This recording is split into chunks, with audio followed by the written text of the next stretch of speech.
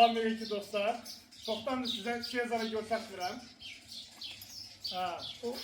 Bu fasonda məni çox istədiyini göstərmək istəyir. Qorxmayın, çox istəyirəm sənə. Bu da Sezar'ın qızıdır dostlar. 5 aylıq qızıdır. Badamgöz Zara. Badamgöz Zara'ya baxın, görün nə qəşəng. Dost bir papasını oxuyur. Buna baxın hələ dostlar. 5 aylıq Sezar. Oy oy oy. Sezar. Paparma ki ne? Hoppa. Yaparız. Bu senin kızındır da köpeği yok. Senin kızındır da bunu da sıralayayım. Oba. Malades, malades. Gel, sen de gel. Sen de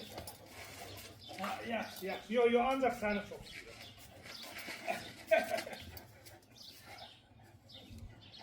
Sıralayayım seni. Töklen vaktidir dostlar. Tükleri tökülür.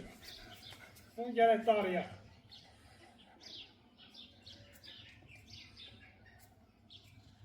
Qəşəng oğlandı, qəşəng oğlandı. Kələş oğlandı. Malades Sezar'a, malades.